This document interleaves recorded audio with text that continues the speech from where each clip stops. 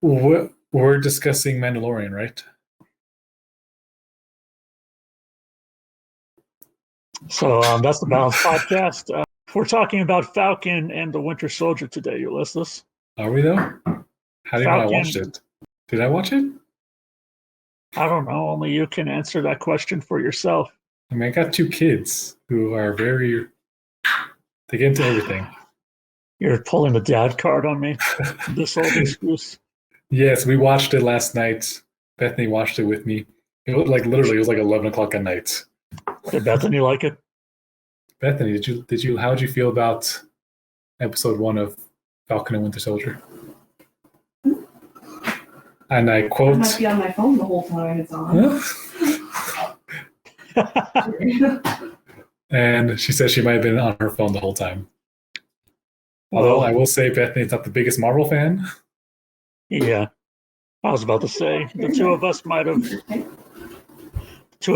have had a bit of a different experience.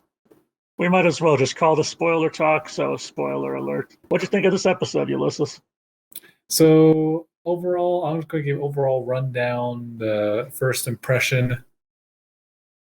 I think I might need to rewatch it simply because it's like one of those things where like you go on a date with someone who's like, it's like, oh man, it's a fantastic date, but then you go on a date maybe the next day with someone else. It's like, Right. they're a good person. It probably would have been a fun experience, but you just Are you had such talking a about fun. WandaVision? I am totally talking about WandaVision. Here's the Wanda and thing, man. Vision courted me so well that Yeah, she did. I feel like, don't get me wrong, I think it's so far it's a good show. I just kind of still had that taste of WandaVision in my mouth. And so Right. I guess while I was trying not to, I was almost like waiting to see if there would be like more like Easter eggs, more potential tie-ins. And so for that reason, I think I did not enjoy it as much as I maybe would have if WandaVision had come out after Falcon. Right. I But loved this. okay, well let's get your Yeah, no, input. I really enjoyed this first episode. I was pleasantly surprised, actually, because I think we might be two sides of a coin here, because I went in kind of with low expectations because I was like, there's like clearly this is not going to be the same as WandaVision, and I'm not expecting it to be. I'm kind of just going into this thinking it's going to be an entertaining ride or whatever. Probably, maybe forgettable. I don't know. I'm not particularly close with either of the characters. So I wasn't necessarily thinking I'm going to love this show or it's going to be. But this first episode did a lot to grip me and pull me into these two characters more than the movies ever did so far. And that's just with one episode. What I love about this episode and what I've been loving about these two shows so far is that, and I've seen this pointed out before, so I'm not terribly original with this thought, but I agree. The movies, there is so much going on in the movies that they need to cover. And I love the movies, but most of the time they're more focused on like the big things that need to happen and maybe fleshing out like the main characters. But all the side characters are kind of, we get where they're coming from, but they're kind of just there. Mm-hmm. The shows have been taking the opportunity so far to take those side characters and actually show us the depth of their humanity. And with this first episode, I was so happy that that's the direction that they're going with both Bucky and with Sam. So yeah, I was pleasantly surprised. It gave us action. It was a really cool fight sequence that it opened up with. Movie quality, I think, of a fight sequence in a TV show, which is awesome. It looks like they did a lot of that practically with the jumping out of helicopters and such, or at least jumping out of planes. So that was really cool. It was cool seeing Sam, who is he only really has like a couple of things as far as superpowers, quote unquote, go. So seeing him use his own little limited arsenal uh, to take down these guys, I thought was pretty entertaining. But it was only after the big fight sequence that I got like really, really engaged because they made me feel for Bucky more in this episode than I think I ever felt for him before, as well as Sam. Yeah, no, I definitely have to agree with that, especially with Bucky, when you realize that old man that he's hanging out with Ah, dude. is the father of someone who he killed while he was the Winter Soldier, like being controlled. If you were there, you'd know that this is true. Our sisters can report on this. When that reveal happens, I audibly gasped, like, "No!" I probably should have seen it coming because it's like there's only like two characters in this whole thing, but still, it got me. Probably again because I didn't have high expectations. So when it got like that deep into it, this early on in the season, I was shocked. Mm-hmm.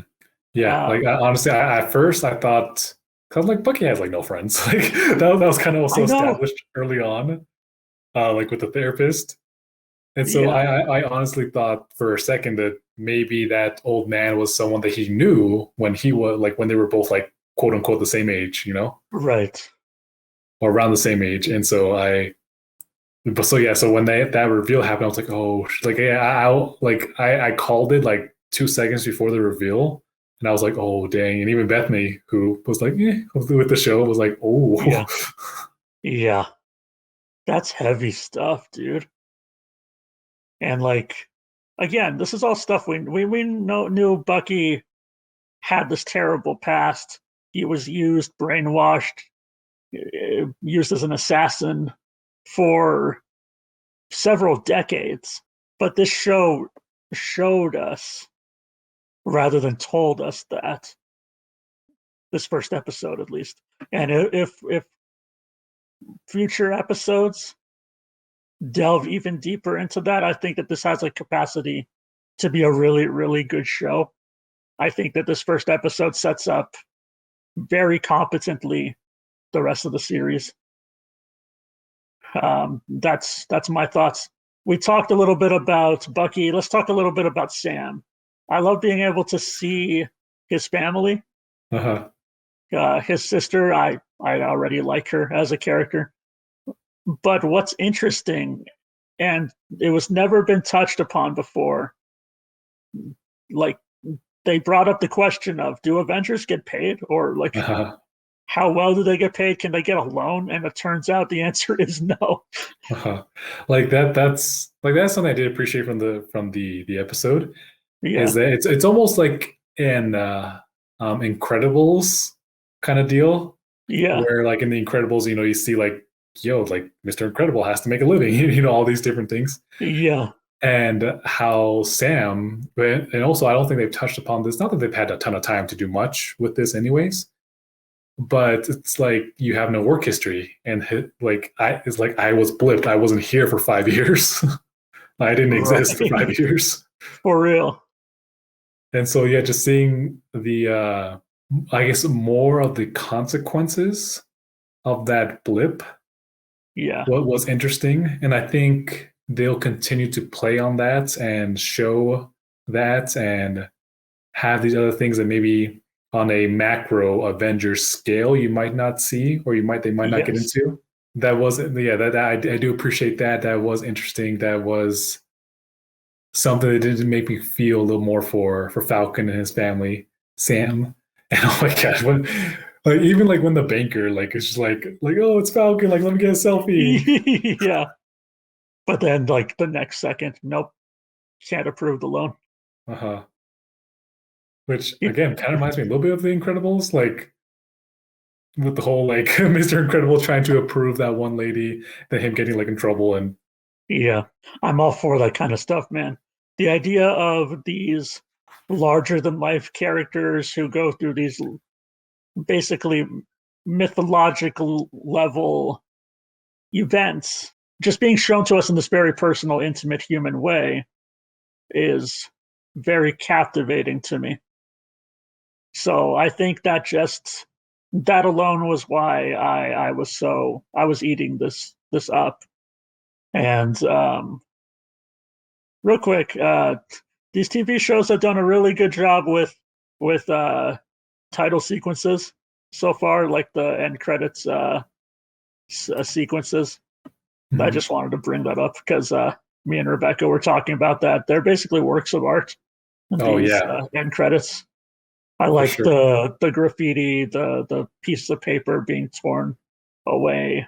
Uh, I think that might be definitely hinting towards the kind of themes of not just this show, but also the state of the MCU in general. At this Mhm. point, post Blip, a lot of Yeah, stuff being torn down, a lot of stuff changing. I do like how it opens with Falcon. You hear Steve's last words to him. It looks like this show is definitely going to examine the actual aftermath of that sort of thing because there's we see it in this episode. There's essentially a almost like a power vacuum left when Steve uh, passed on the shield. Even though Steve himself wanted the shield to go to Falcon, it looks like other people, and we'll get into this, other people and parties have their own agendas in mind in the wake of that. but what I think is interesting is how, and this was kind of touched on in Spider-Man: Far From Home. Yes. But you have the leaders of the Avengers, the biggest Avengers, in Iron Man and Captain America. They're gone. They're either dead or essentially retired. Yes. And so it's interesting because you have these two leaders, like huge names in this world, huge heroes, huge just influences, symbols are Yeah. now gone. And it's at a time when literally the world has to rebuild itself. And so it's interesting how it's like kind of like what you were saying, like the whole like it's almost like or the world's kind of being torn apart, it has to be rebuilt and whatnot. And you don't have any like what should be the leaders to guide the way. Yes. Like you can almost say like that things might have been different with Wanda or with whatever's going to happen in Falcon and Winter Soldier had Tony not died or had Steve not done what he did. Oh, absolutely. Absolutely. And so it's almost interesting how like the loss of these two leaders is almost like that might be like one of the catalysts of what's going to happen like with this series, with Wanda, with anything else that happens. Absolutely. I agree wholeheartedly. Something that I said while we were watching when Sam, I was a little surprised, but not too surprised. He decides not to take the shield. Mm-hmm. He wants to donate it to the museum where he thinks it's going to be kept in Cap's honor. We already know how the government is with their assets at this point. So I literally said while we were watching, I was like, I wonder how long that shield's going to stay in that case for. Yeah, I thought it was going to get stolen. I didn't think. Well, go ahead, continue. Was it the guy, like literally the dude who's like, you did the right thing, Sam, or whatever? Was that the same dude It who was at the the end, same dude. Go ahead, what? let's just go into it. Like introduces the new Captain America. What the? Yeah, the government sanctioned, probably government controlled Captain America, played by Wyatt Russell, son of Kurt Russell. So there you go. There's a bit of fun fact for you. If there was, how did they somehow strike the perfect amount of like cringe and like almost like just a parody of Captain America in the way that this dude just comes in and just smiles. Cat literally said, "Ew." I think when that happened, she was so disgusted, and so was I. You can just tell this is not this ain't it, bro. Uh-huh. And while I doubt it, and this is just a little question is like, okay, is this like some, Marine, super well trained Marine kind of deal? Yeah, Or is this someone who does have some kind of ability, some kind of extra strength? I mean, it's probably going to be more like my guess is like, ex secret ops person, right, right. But I'm still curious because this episode did introduce that there are at least some other superpowered people. I was about to say that we see that there are some randomly super strong people wandering around this universe that we haven't Agents. seen. I think they might just have a way of superpowering themselves. I just don't. I mean, we don't know what that is. It is super interesting. There are pieces of this episode I was like, man, this is just too real. Because first off, the lone part, like, how messed up is it that you can be an Avenger and not get any money? But like, I believe that would happen. Uh-huh. But also something I definitely would believe would happen was what were they called? The Flag Smashers. I don't remember what they were called. They're Something like that. a group who basically thought that the blip was a good thing and that the world needs essentially they need to reign anarchy in order to bring the world together or whatever. They're terrorists, But I believe that they would exist in this universe is the point that I'm trying to make. Yeah. And that's what makes them so interesting. We get introduced to what was his name? Not like Rodriguez. It's Oh, I don't remember his name. yeah. The dude that Falcon is working with in the I thought he died. I did too. Dude got his face stomped on by a super strong bloke. I was not expecting it to be as gruesome as it was too. You just see. I was like, oh, I didn't even see that. I was like, oh man, freaking Falcon's buddy dies. Like, Yeah. Well, interesting thing. Whatever his name is, Torres, maybe. I forgot. Something Latino. It is. He is Latino. Apparently, that character exists in the comics. He's the guy who becomes Falcon after Falcon is no longer Falcon. Oh, so interesting. That is worth noting. No wonder he didn't die. I'm just saying.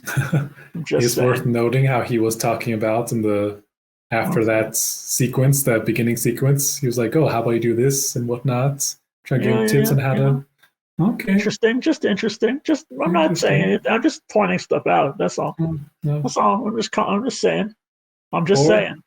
Or it's going to turn out that he's, just John Boner. Yeah, the brother of Ralph Boner. Uh-huh. Yeah, of course. Yeah. Makes sense. That's the thing about the show that I think is also kind of a relief for me, believe it or not. I'm kind of relieved that this isn't the type of show that we're going to be speculating a ton, I think. We're kind of just here for the ride and for the plot of it and for the characters. I don't know, man. I'm pretty sure Sam's sister is Storm. No, she's Mephisto. See, I thought the nephew was Mephisto. Oh, I see. Like, especially, you know how they counted down after they left? They're like, yo, 3, you're right. 2, it's like the end of the world. 1. Yeah, you know what I mean? Yeah. Like 3. I can't believe Mephisto. 3 syllables. You're right. It makes sense. John Krasinski might appear in this. As Mr. Fantastic. I heard. Don't even mess with me like that, Joe. Don't even mess with me. If only, man. One day. But no, the point I'm trying to make is like it looks like this is a lot more to the point as far as plot goes. I mean, I'm sure there's going to be twists and turns as far as like thriller spy stuff goes. But the show is looking to not necessarily make huge revelations about the world, MCU at large. Although it is definitely absolutely affected and shows us the effects of where the state of the MCU is right now, which I appreciate. Like you said, the blip just continues to be relevant in all of this new Marvel media. It's like, I mean, I said this, it got me in a little heat with people who, whatever, it doesn't matter. I said on Facebook, the blip is basically just this universe's COVID at this point. Which, I mean, hey, I don't have a better thing to relate it to. So, I mean, yeah, I think it's probably a good, relatable example. Probably the closest that we're going to get to that, to something like that. Yeah. I mean, half the universe isn't gone and come back, but you know, we do what we can. What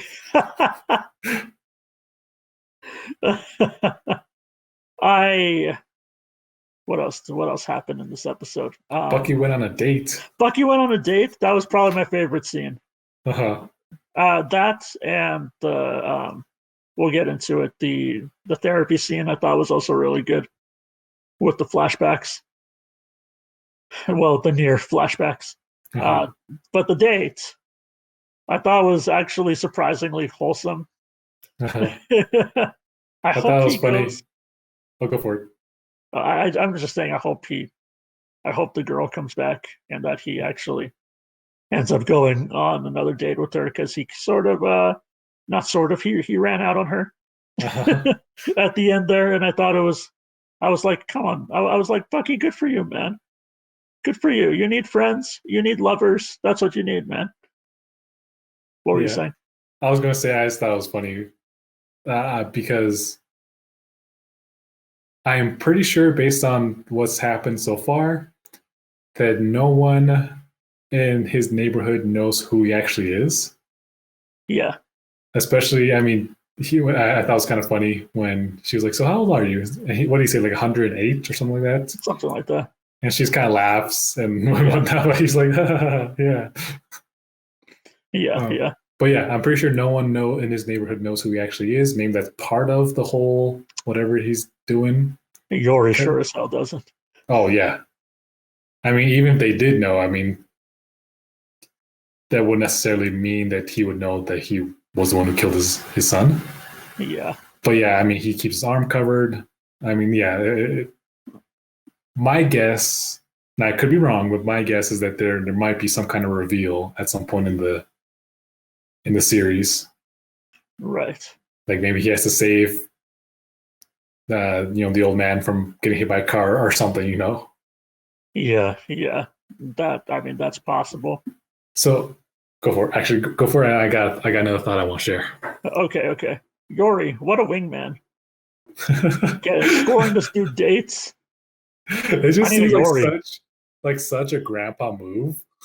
I know. Speaking of grandpa, it was also cute. He got her flowers on the date because, like, it makes sense. He has these old-fashioned sensibilities, probably still to this day, even though he's been living in the modern world for a little while now. So, but yeah, they play Battleship. It's so cute, dude. I really want. I hope that it's not something like the girl turns out to be evil or whatever they do in these thriller type of shows. And B, I hope she comes back and that they get to have another date, because Bucky needs some of that kissy in his life. He's been away for too long. He's been out of the game for too long. My man needs a girl. That's all I'm saying. What were you saying? I was going to say something, but I don't remember what it was. But no, something else though. Okay, time for Uli's. What's it called again? Totally lost my train of thought. Hold on, I need to redo that. What a great title. Uli's. What's it called again? I totally lost my train of thought. Shut up. Time for Uli's theory of the week. All right, what is it? So, mutants.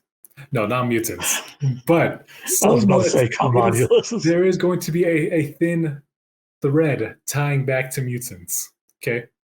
Going back to of kind of when course we were there talking is. about WandaVision, when we were talking about WandaVision, Uh-huh. especially how it ended, how it almost seems like there's a more of a build up towards people disliking people with powers. Right. So two things that I think might continue to build up on that is that one, again, you have these terrorists who at least one of them, whether it's a permanent thing, whether it's just something they're able to juice themselves up for a temporary amount of time, but now you're having terrorists who have super abilities. Yes. You have some kind of powers, which I think builds upon the whole like, well, crap, like we need something. We need some kind of government control. We need some kind of protection.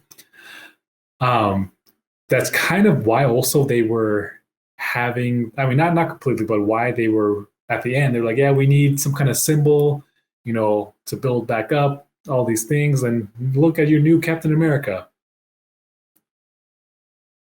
I honestly would not be surprised if the new Captain America ends up being a bad guy.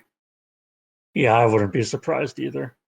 I And don't know so, much because he is a character in the comics. I don't know too much about what he ends up exactly being. I think he is at least a big nuisance to the actual heroes, but I wouldn't be surprised if he was just a bad guy. Kind of like Agatha wasn't necessarily a bad guy in the comics, but she's a bad guy in the MCU. This guy could be just a bad guy. uh-huh. And especially if he either has or is given some kind of ability, like super strength or kind of like Captain America esque ability, and that ends up being bad or turned bad, That then I would think definitely that, turn public perception even more. which again I think plays into this whole Wanda crap. If Captain America, the new Captain America is bad, oh crap. Spider-Man, oh crap. Like Yes. all these things are building up towards the public starting to really dislike and not trust heroes anymore. And then add on to that, like what you were saying, if the people that Bucky is interacting with find out about him, then that becomes a whole scandal as well. It definitely looks like they are further setting up these dominoes for the superheroes and super people to not play well with everyone else in this universe. Baron Zemo is supposed to return at some point in the series. He is. It I heard looks, that.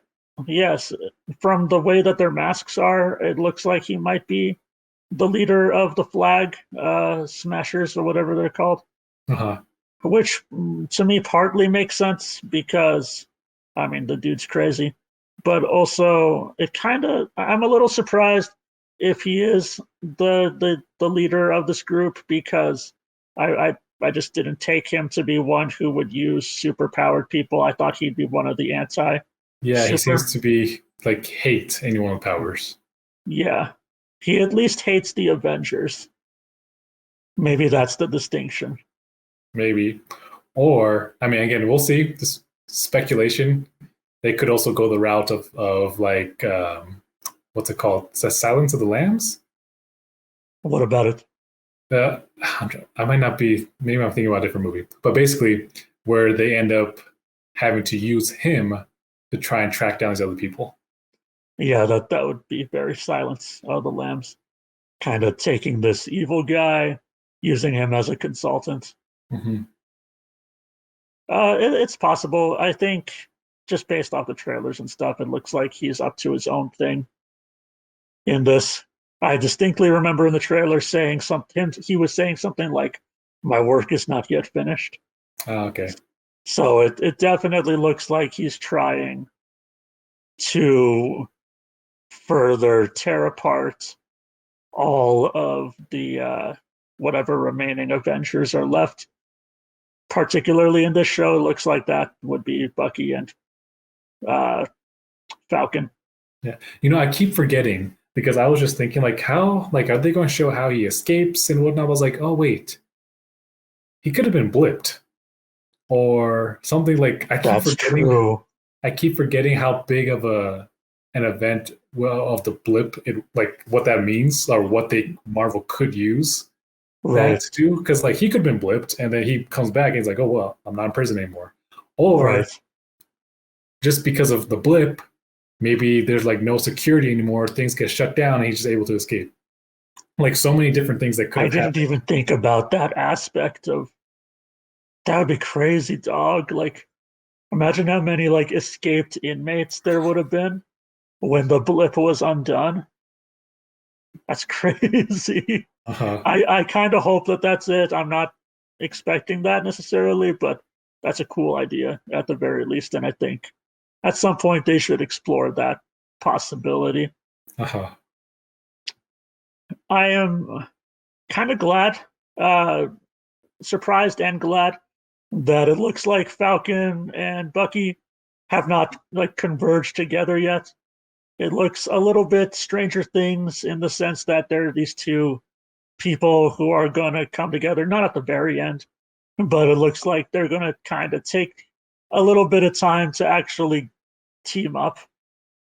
And it even says in the tags of the show that this is going to be a buddy cop, quote unquote, type of thing. And I'm actually looking forward to that because these two characters, it's very much, oh, we both have the same best friend, but we're not friends. Yeah. If we get anything along the lines of the way that they interacted in Civil War, that whole "can you put your chair forward?" No. I will be very happy. Yeah, I'm also intrigued on what's going to bring them together because as of right now, Bucky is ignoring Falcon's text. Well, he's ignoring his texts, but also he's not sanctioned to do any kind of missions.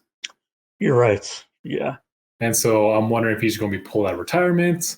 If he's going, I mean, he's already shown in episode 1 that he will go and do whatever he needs to do. Yeah, for real. And so it's going to be more like that, or what's going to happen? Which was another one of my favorite scenes. I liked the him going down the list and then flashing back to him breaking almost every one of the rules that the therapist gave him, except the last one. His little, my name is Bucky Barnes. I am no longer the Winter Soldier. This is me making amends. It was pretty good. I like that a lot. I thought it was going to go way darker for a second there. But, good for Bucky. Turning over a new leaf in his life, sort of. He's definitely clashing with his therapist quite a bit. She is either a perfect therapist for Bucky or the worst therapist in the world. I can't tell which. I can't tell you that. I mean, I'm pretty sure he was like, "You're the worst therapist in the world." Yeah. I like the Notebook again. I thought the humor that was in this episode was pretty good. I just liked seeing the humanity of these two characters. I think that they are very well established in this first episode. And when they do come together, it's going to probably be more meaningful. I agree. Any other thoughts on this episode? I think that's all I got. I did think it was interesting and cool that they had Rhodey in this episode. I wasn't expecting them to be able to get Don Cheadle, even for a cameo. It wasn't necessarily that I didn't expect them to be able to. It was that I just wasn't expecting it. How about that? That was an interesting conversation that him and Sam had. I pointed this out to Rebecca. I said, "Oh, they both just lost their best friend." Ooh, and now right. they're connecting. Uh-huh. But also, it looks like Rhodey was a little more critical of Sam's decision to give up the shield, which proved to be a valid concern by the end of this episode. Uh-huh. I think Rhodey just knew that something like that was going to happen. You know what's interesting, both with now that I think about it as you say this, Yeah. with Falcon, Winter Soldier, and WandaVision, the government is stepping in and taking whatever they want of like any past Avengers. Yes. Whether it's a shield, whether it's literally Vision's body. Like it's like, and we saw it in this episode, they're literally trying to create their own versions of the Avengers from a past Avenger. Yeah, how about that? If in the Loki show they do the same thing, I'm going to be like, gosh dang it, come on. They create evil Thor or whatever, which they have done in the comics, so I wouldn't put it They past them. have done. I said that as a joke, but as I was saying it, I realized they did that. So But yeah, it looks like not necessarily a setup, but I think that they showed us Rhodey on purpose to kind of remind us that his show was going to happen at some point with Armor Wars, yes. which is going to be him dealing with, I believe, a bunch of enemies of Stark end up having his technology, and then Rhodey has to deal with all of them. And so that should be interesting. Should be fun though. Should be fun. Fun for all of us. I'm really super down with all this new Marvel stuff we've been getting, and I'm just happy to be here, man. I'm happy to be in this day and age.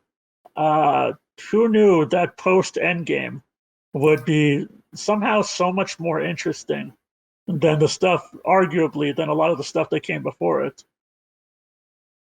I just think what happened is that they did such a good job with Endgame that, I mean, it left plenty to build off of.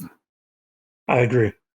They are absolutely capitalizing on this world that they've created, and that makes me. I'm like a proud father, man. I've seen the MCU grow up, so from a little baby boy, and now I'm seeing him, turn into a full-on man, and he's doing things with his life, man. He's got a good job, little children. Yeah. It's beautiful. It's a beautiful thing. Got married to Fox. I got married to Fox. I'm loving it. Ba-da-ba-ba-ba. Had a partnership, did a deal with Sony. Sure did. A little side hustle. Little side hustle. He's got hobbies. We're just going to run this metaphor into the ground. Okay, real quick, I almost forgot about this. As a little Easter egg, did you ever play or even watch any of the Avengers game that came out last year? I saw parts of it, like gameplay. Okay, I watched the whole gameplay. At least the what's it called? Like little episodic parts of it. Right. That was when my daughter was like 2 months old, and so I'd watch things at 3 a.m. Right. And so I ended up watching, like, okay, well, this is what happens. And there is, in the beginning, I think it's Taurus. We're going to call him Taurus, and that's not his name. My bad. Yes. He's talking about how, oh man, there's like this theory that Cap is on the moon watching down on us. Right. He's on the moon. He is on, so spoiler alert if you have not played the game or whatever. Everyone thinks that Cap dies in the beginning of that game. Uh-huh. But what happens is he's actually taken captured, and he's on a hidden base on the moon. Oh, nice. And so I am 99.99999% certain that that's a total Easter egg to the game. That's awesome. I wouldn't be surprised that was like a comic story that they were at least inspired by for the game. But I think you're right. I think that is definitely an Easter egg to whatever original storyline that was. And if so, I think that's pretty funny and a pretty clever way to hint at other Marvel stuff by showing these what's the word? These conspiracy theories, which again was another thing that was a little too real in this day and age that we live in. There would absolutely, positively be Captain America truthers in the MCU if it were real. Oh yeah. Probably even Tony Stark truthers that were just like, he's not dead, man. He's secretly caused the blip or something like that. He was Thanos. He was Thanos. Thanos isn't even real, man. It's not even a real thing. Stones, Infinity Stones. It doesn't make any sense, man. But yeah, I think overall, I am looking forward to. Like I said, I didn't enjoy it as much as I think I would have, but it definitely was a good show. Looking forward to watching the rest, and looking forward to seeing again, like you said, that's not like WandaVision, but just seeing how this ties in, how it affects the rest of the MCU. Absolutely. Looking forward to taking this ride with these characters that I just a couple days ago did not have as much care. I didn't care as much about. And this show is looking to change my mind about that, much like Wanda. So, yeah, that's the podcast, I guess. That's the podcast. Thank you so much for watching. We appreciate you. We appreciate your lovely faces. And thank you, Will, for watching. And Jason, perhaps. I don't know if you're watching, but hello. Thank you very much, and we will see you in the next one. Bye.